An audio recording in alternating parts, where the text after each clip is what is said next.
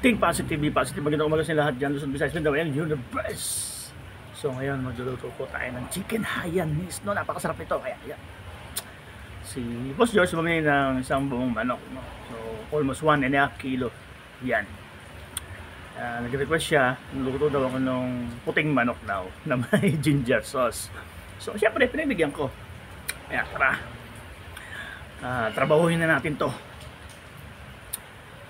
Ginawa ko, so hiniwa ko siya sa dalawa para mabilis siya maluto. No? So, pakulo mo ng tubig. Yan.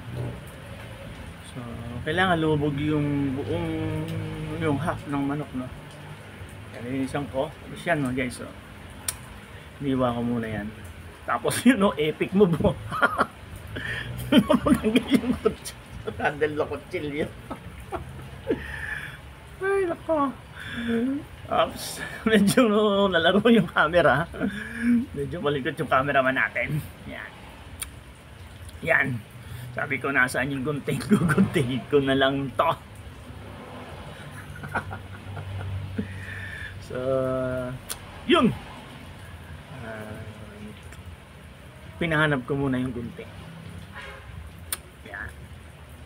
Yan. Tuloy tayo sa paghiwa. No? So, kailangan guys, yung paghiwa mo yan. Tanggalin mo yung mga ano yan, yung mga kung ano pang naiwan na ng laman loob yan sa loob. Tapos kailangan walang dugo. So, kailangan linisan ng maigi. Para pagka luto niya flawless. No? Kailangan maganda yung ano niyan, yung balat. So yun. Nabakapan na ng kutsilyo. Ay, just ng gunting. Kaya yan, no, pinagtatanggal ko yung mga kung ano-ano mang laman loob na naiwan dyan.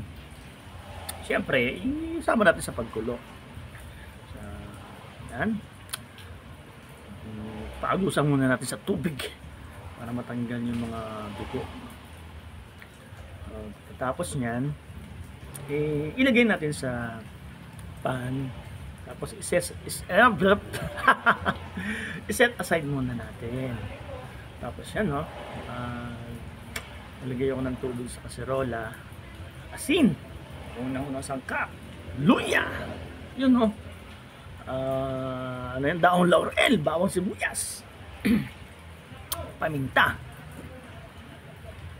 Tapos yun, no, yan yung onion leek. Yan guys, okay na yan. Tapos pakukuloyin nyo lang muna yan. Pakuloyin nyo sa malakas na apoy. Tapos habang pinapakulo natin, gawa muna tayo ng sauce. So ito yung ano, yung luya, no? So balatan muna natin yan. Tapos hindi ako satisfied sa luya lang. So lalagyan ko yan ng bawang para mabango. Nilagyan ko lang siya ng 3 globes ng ano, ng bawang. Tapos syempre, mamadali tayo, i-food processor na lang natin yan, no? Kita niyo yung sa kasulat sa kamay ko.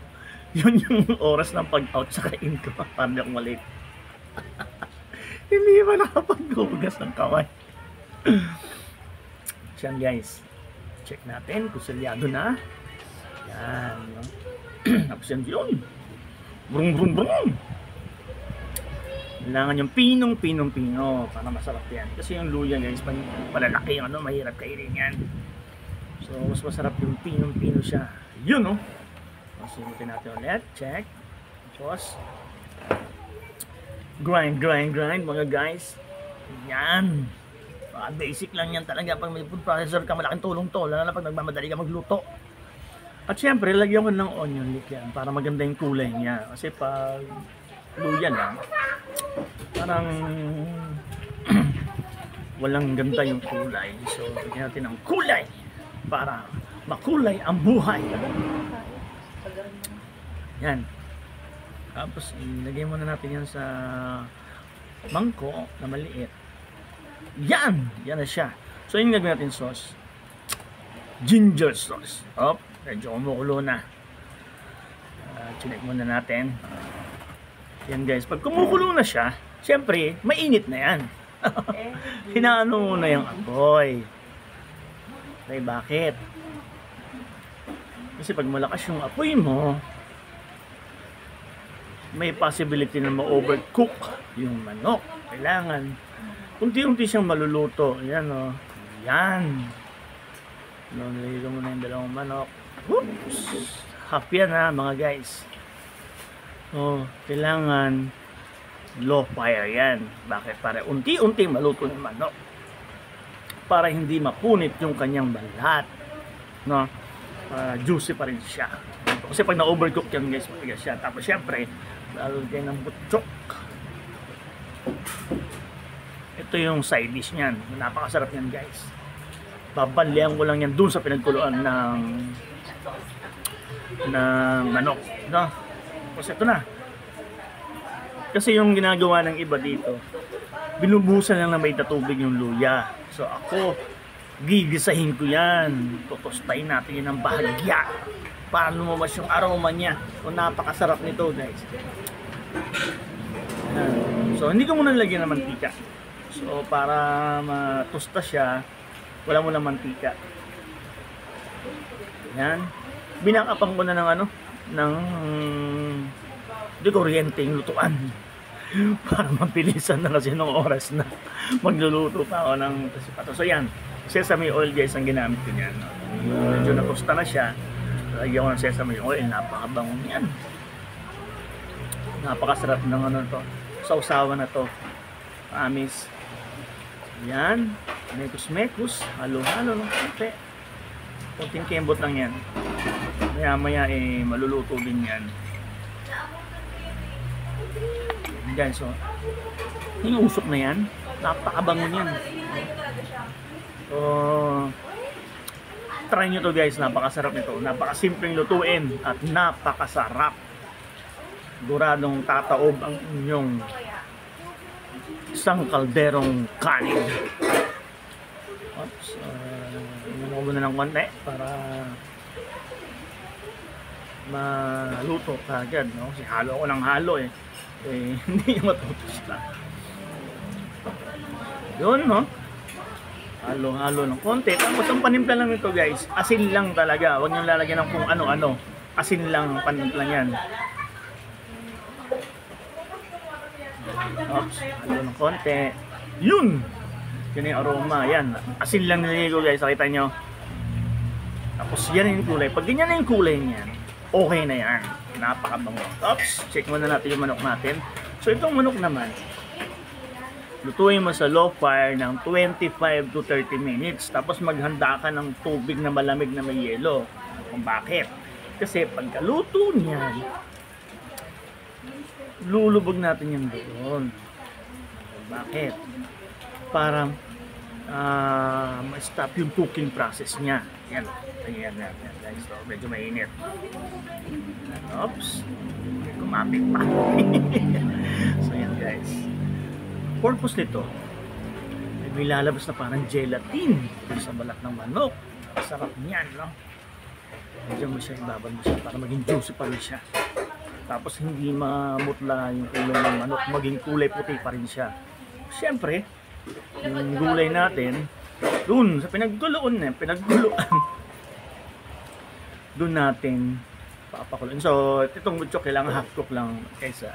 Tapos iba-blanch ko rin yan mamaya. Uy! Naputol yung hita ng manok.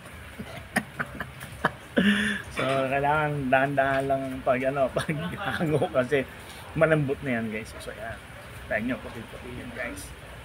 Oops. Kailangan i-drain, no? I-drain yan para walang tubig. Kasi yung tubig yan, basa yung pang lalagyan mo, syempre kailangan i-drain. So yun na. So medyo okay na yung chok natin. So i-blanch muna natin yan para yung kulay niya ay tumingkad, no? Yung kulay green pa rin siya. Kasi pag yung blanch yan, parang mamumutla yung kulay green yan. So, at the same time malutong pa rin yan guys. So yun. Plating na tayo guys. Excited na silang kumain ito. Sabi ko plating muna natin. Ano, so, bumili si Boss George ng bilao para talaga dito, tsaka sa Kisupara. Pero syempre, ito muna i-vlog natin. No? So, yun yung tanggal na guys. Sobrang lambot niyan. Pinilit ko nilang ibalik. Ganyan. Yun, i-drain mo na natin yung chok na para matanggal yung excess na tubig. So, yun. Yung pinaglutuan ko ng sauce, doon ko nilamas yung chok. O, pasensya na, kinamay ko na kasi arte-arte pa akong mag-gloves pa ako. Nagugusto man ako ng kamay ko. So, yun na guys. Ang sidings natin yan dyan, no? Kinain nyo rin, napakasarap niyan, no? Medyo naparaming kain ko talaga. Pati yung sila Boss John, saka mga bata, Boss Bianca, saka si Ishin. Absent nga lang si nanay, saka si CJ. Si CJ may trabaho, si nanay, sige lang, tuloy lang ang buhay. So yun na, guys, kita niyo yung sauce na ito. Napakasarap niyan, guys. Kung may katanungan kayo, comment lang kayo. Tapos, yan naman, yung broth, no, yung pinagkuluan, gagawin kong soup yan, guys. Walang sayang dyan. Panahon ngayon, dapat maging madiskarte tayo. So, yan na. Ito na yung finished product natin. Chicken Hayanese. So, napakasarap. Guys, kung may mga tanungan kayo, comment lang kayo sa akin. Sasagutin ko yan at tutulungan ko kayo kung paano magluto nito. Masarap, no? Shoutout nga pala sa mga followers ko, no? Maraming salamat at think positive, God bless!